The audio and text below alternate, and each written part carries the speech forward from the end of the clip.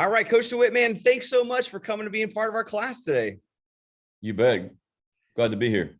All right, well, let's take a look here. I came up with some questions for you for, the state of college football and all of that kind of stuff, because we're really doing, it's interesting. We have a lot of people who want to go. I have students who have gone on to be in part of the 12th man at A&M, or part of other sports marketing groups within colleges and doing different things. And so, it's really interesting to kind of see where the state of college football is now. What are your thoughts? What is the state of college football now, in your opinion? It's pretty crazy, the amount of money that is being, invested in programs and coaches, and the amount of coaches that are there for a year or two and then gone, and then now with the transfer portal, I certainly think it has it's really changed college football. Explain the transfer portal. What is that? Well, it gives a player the option to transfer, to a different college, and really be re-recruited. Okay. A player can declare to jump in the portal, and now then coaches have access to those names, and those kids can be actively recruited by other schools. So before that, let's say, for instance, I'm a linebacker and I go to Baylor University and I commit there and I go and play a year, and it's just not my thing. Before the transfer portal, what were my options? Well, you could certainly transfer, once the season was over, but you would have to sit out, and there were certain repercussions, which just wasn't as easy. The portal gives a player a lot more flexibility. And really a lot more options than before. Why do you think they made that change? I think trying to give the players flexibility and maybe more of a say in things. I think there was a big push for that.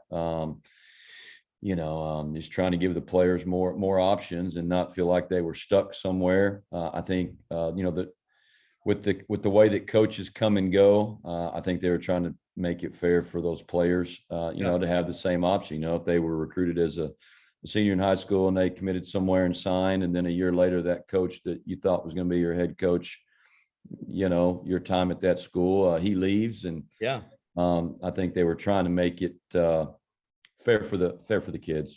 It's interesting because we're just finishing now our study. We did a 6-week study on the NBA, and the amount of power that the players have in the NBA, to determine a lot of things, has really changed over the years. I mean, it used to be, maybe only Michael Jordan would have a say on maybe who the head coach was going to be or whatever, but political issues and all sorts of things. It seems like the NCAA is now, we'll talk about name and image likeness as well, but the NCAA is trying to do some things to where it's a little bit better for the players to some degree. Do you feel like that's a reasonable assessment?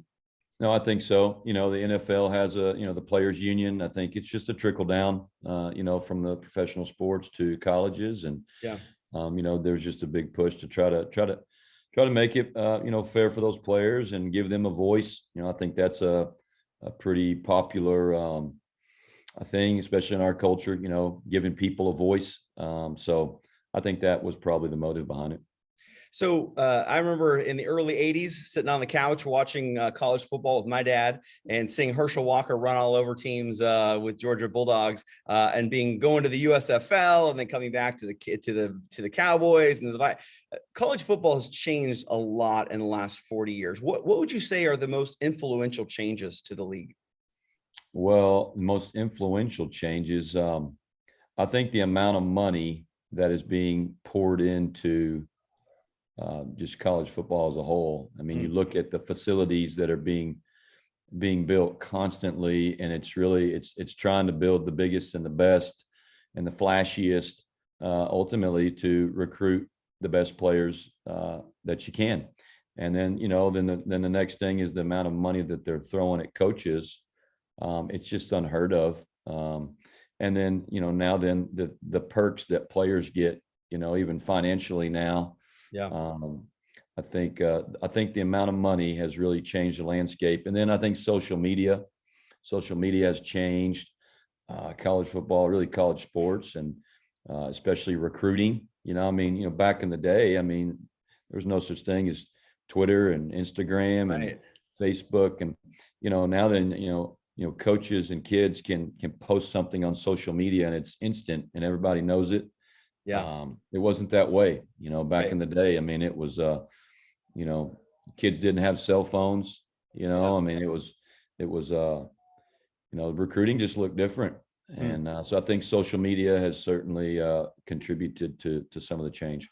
Yeah, I remember back, I was trying to get recruited to play college baseball and just putting my own VHS tapes together of splicing highlights and trying to send them off. It was just a very, very different. But also, I'm from Oregon, and Phil Knight, obviously, going in and pouring a bunch of money into Eugene. I remember them putting a full Times Square, just the entire building being an Oregon football player to try to get the notoriety about the program. And that was really before they made some of their runs. That was the late 90s, early 2000s. And, getting Marcus Mariota, getting other players like that, is money the driving force that college football, and is that a good thing? I mean, I think it is. I mean, money is the driving force for those universities, those programs. They know that, if you have a really good football program or a really good basketball program, I mean, it's going to help put your school on the map. It's going to increase enrollment, the popularity of the school. And so, I mean, in one sense, from a marketing perspective, it is wise for those universities to pour money into athletics. Yeah. And it's also a big, big opportunity for those schools to get money. I mean, the amount of money that athletics contributes to a university. I mean, I'm sure it's a lot. Yeah. Even at the high school level. I mean, the amount of money just in ticket sales and things like that. I mean, you think about some of the college football, the big schools. I mean, you've got 100,000 fans in a game, and Right. then you look at COVID when no one had fans in the stands, and I mean, I think you really saw a financial hit. Right. When you didn't have the fan base. So I think at the end of the day, money is the driving factor. Hey, one thing we did talk about, and I know I'm going off a little bit script here, but we talked in my class a little bit about guarantee games. My family went to the Aggie game just a few weeks ago. Who was it again? So they won 52-0 or whatever. Those guarantee games were the big Division I plays the smaller school and pays them out to do it. And it's just kind of sometimes there's the upset. The Florida State team lost to Jacksonville State or whatever, but typically it's a blowout. Do you feel like that's good for college football? I mean, it certainly helps support a smaller program, but and Yes. it does give A&M kind of a patsy to win against to some degree, but Yeah, no, I think it is good for college football. I think the biggest thing is it helps those smaller schools that don't have a large budget. They get a substantial amount of money to go play those games, and I think that's great exposure for those kids. You take a kid from a smaller school that wasn't heavily recruited, and they get to go play against a major university, a Power 5 school. That's a great experience for those kids. And then on a rare occasion when someone upsets a big school, a couple years ago, I mean, what was it, Appalachian State beat Michigan, at Michigan. I mean, right. So I think it's a win. I think it's good for college football, and it's certainly good for those smaller universities from a financial standpoint. Interesting. So, when it comes to coaches, the salaries are certainly, becoming an interesting look. Do you feel like the coaches' salaries, like Nick Saban making $11 million a year, which, by the way, I mean, it's hard to match his run at Alabama or at LSU or wherever he's been incredible. Are these salaries justified? I mean, I guess it would depend on who you talk to. It does seem pretty extravagant. When you look at those numbers, 11 million, 8.5, 7 million. But I don't know what kind of revenue Alabama generates from football. But I'm sure that 11.1 million is a drop in the bucket for the money that's generated, and the publicity, and I'm sure Nick Saban has helped Alabama as a university. Right. So and the amount of stress that those guys are under, I think it's great for them. I mean, their families are set, they're set for life. So, hey, you've invested a lot and a lot of time and sweat, and more power to you. It's interesting. I used to coach the debate team at Byron Nelson, and we went out to Birmingham, Alabama for nationals one year. And the kids my debate kids were all about, we got to get to Tuscaloosa. We got to see, Alabama football. And I'm like, I didn't even know they were football fans. Like they were debate kids that, casually watched football, whatever, but they were like, Tuscaloosa is like, it felt like the Mecca for college football to some degree for them. But as far as like Ed Ogeron at LSU, man, I mean, he wins the national title. He gets this huge contract. He then starts off this year tough. He has some off the field kind of things that happen. And his contract says that if they're to let him go, he gets 70% of what's remaining on his contract. So really to walk away from LSU, he's getting $21 million. Like, these contracts seem like they are really coach friendly. Is there some reason for that?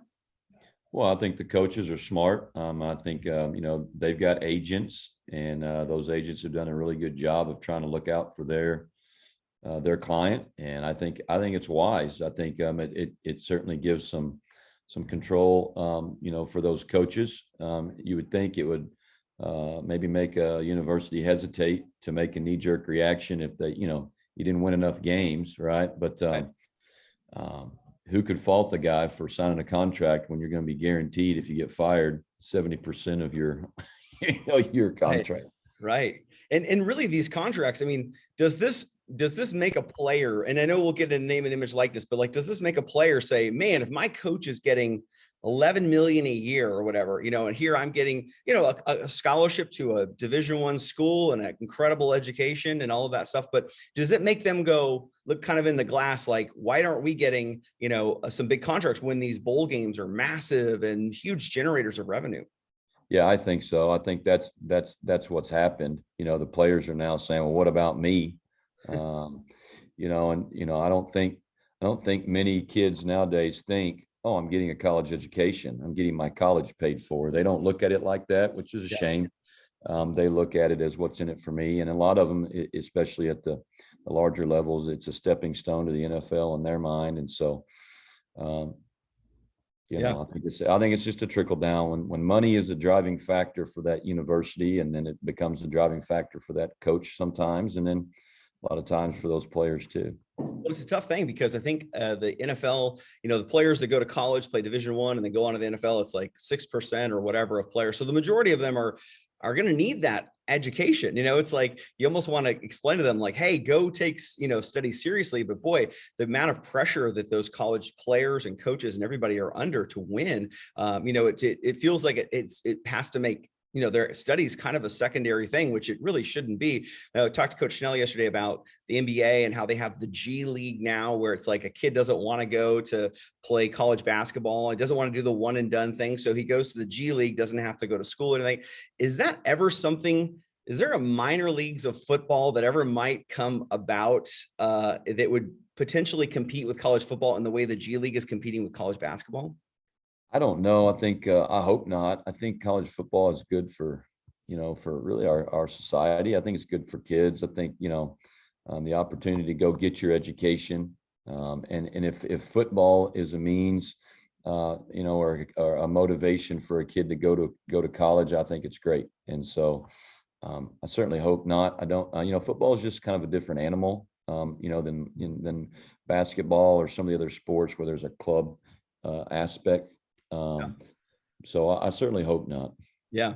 Interesting. And as far as the coaches go, there's really been kind of a, like you said, that's the transfer portal has kind of offered a solution to players who were recruited and told certain things they were going to play this or be that or whatever. And the coaching carousel to some degree, Brian Kelly's coming down from Notre Dame. And I heard a podcast with Nick Saban a couple months ago, and he really talked about like, hey, I don't guarantee anything to anybody. I give them the opportunity to come in and compete for a job. And if they, do you want to come to Alabama? And the kids are like, well, I want this, this, this. And they're like, you're not going to get that. What you're going to get is the chance to prove to me that you're, the player that needs to be on the field. And I don't know, like, I see that as like a stalwart coach that's not going anywhere. He's going to stay there for a long time. But these other coaches, it just feels like there is turnover to some degree on these programs.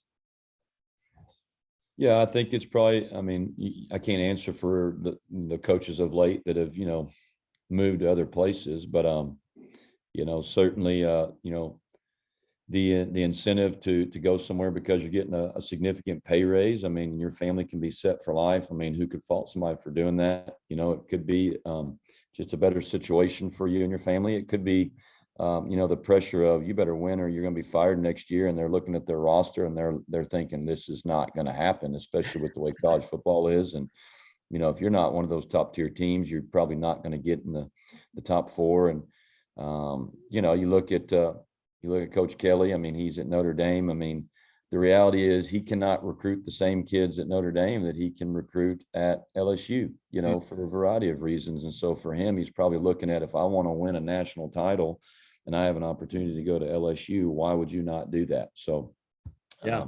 I think that's probably the reason for the carousel. And then you look at like Lincoln Riley and people wonder, well, why would he leave OU? Well, OU is going to be in the SEC soon, and he's probably looking at his resources and going, I don't know if I can compete with Georgia and Alabama, and why not go to the Pac-12 where you got a really good chance to win it every year. So I think there's just a lot of factors. I think each situation is different, but at the end of the day, I think those coaches do have to look out for themselves in the sense of, those universities that they want them to win. And if they don't, they're going to be fired. So, man, how crazy is that to think that Notre Dame cannot recruit? It's like, that is like I think I remember watching a Family Feud one time where they're like, what's the top 5 college football programs? And like Notre Dame was like the number one that most people were thinking, just because the history, Rudy, all the things that come with it as well. It's interesting that they can't recruit. When I worked for the San Diego Chargers, we had a guy that was he was at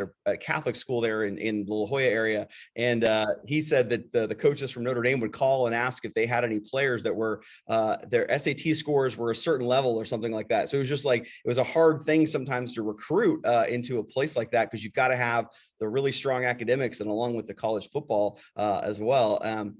Now, as far as, when I taught over at Byron Nelson, I remember the colleges would come and recruit students just for an academic standpoint. I remember Alabama coming, and they were fresh off a national title. And it was like, there was just this air about them that was like, that football sort of like put their university really on the map to some degree, or back on the map, because it had always been, but it really did a lot for their academics as well. Do you think college football, does it really help create a better college atmosphere for colleges? Oh, I think so. I mean, you turn on a game on the weekend and you see the amount of college students and fans at a game. I think, you think about like at a high school level, when you're winning, football is the first sport that you play, really the major sport, on the boys side anyway, of the school year, football and volleyball, for girls. And those are the large sports. And so when you're successful, you make a playoff run, you play till December. I think it's good for the whole school, right? It's good for the whole community. Creates excitement and people want to be a part of that. Yeah. I think it's the same for college. I think it helps create a well-rounded experience for those kids. Campus life is fun when you're at a place where the football team is good and you're winning, and you can go tailgate and all those things that go with it. And I think that has certainly helped colleges as a whole promote themselves as a place that, hey, this is where you should want to come and go to school.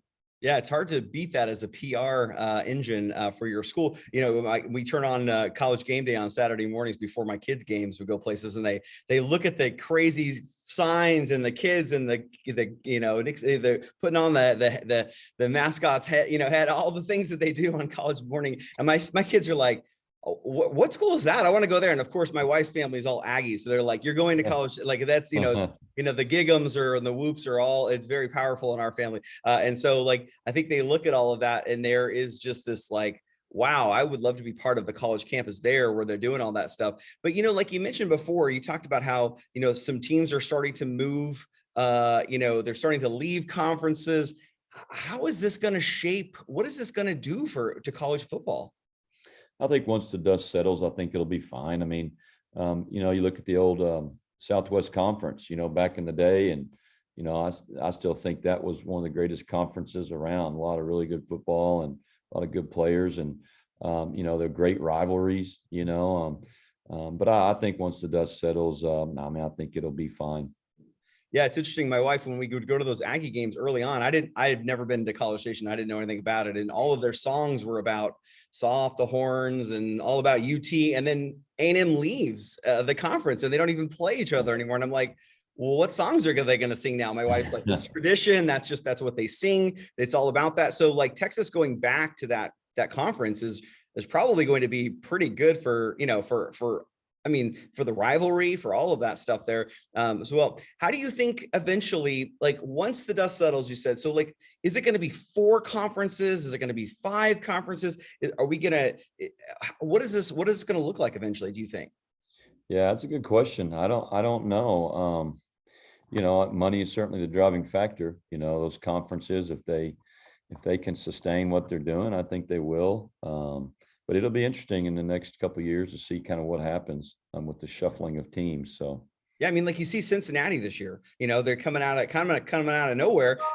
Should there be like, like we have here in Texas where we have, 6A and then 5, should there be college programs where we say, look, these are the 4 biggest conferences and these big schools should be playing each other. And then the next tier is, the smaller Division I schools or something like that. Is there some sort of tiered system that they need to create?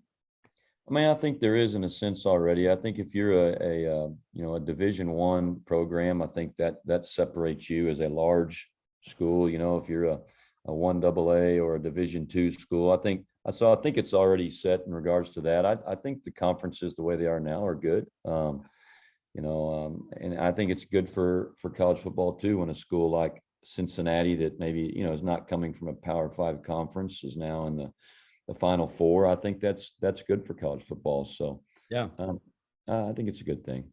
So, one of my friends is the quarterback coach over at South Lake Carroll, Dusty Allen. And I called Dusty, just right after this. I was texting with him like, man, your quarterback is leaving to go to Ohio State. This Quinn Ewers guy, I actually saw him play. I was hanging out with a friend of mine. We were having lunch and Ohio State put him up there. I'm like, hey, that's the kid from South Lake. It's a senior year. He's skipping to go play college football.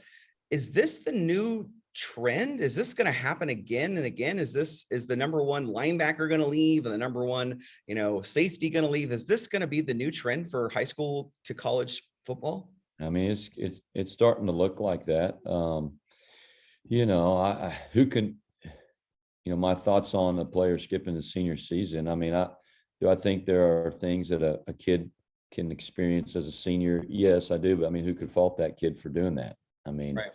He's going to have opportunity to make a lot of money before he even gets to college. And then the standpoint of you get to a college early, it allows you to enroll in school early and go through spring football. If you're good enough to compete for a job, that's probably part of it too. But who can fault the kid? If they're going to throw that money at you, who can fault the kid as long as, you hope that he's wise with it, and would make smart choices. And so I think the figure we saw was like 1.4 million he got for name and image likeness.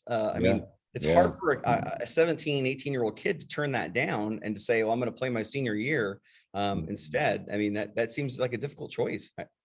Yeah. It's I don't know how we got here, but it'll be interesting to see if it continues and how much it really affects, high school football.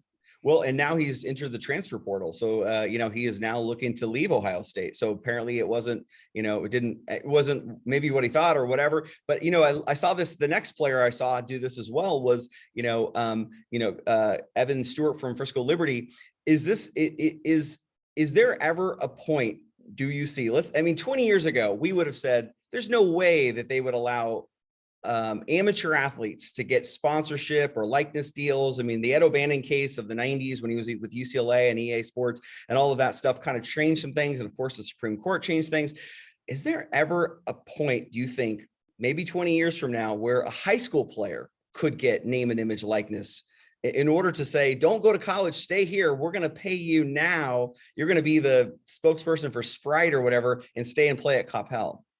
Yeah, I think, who knows? Anything's possible as long as, The thing that we have, I think, in Texas, it's really, really been good is the UIL, and that's the governing body, and they do a really good job of putting things in place to try to protect, this, high school sports, right? And to maintain the purity of the game. I think that's what's great about high school athletics is, the purity of the game, and you're not motivated by money. Hopefully, you're motivated by the love of your teammates and your community and your school pride.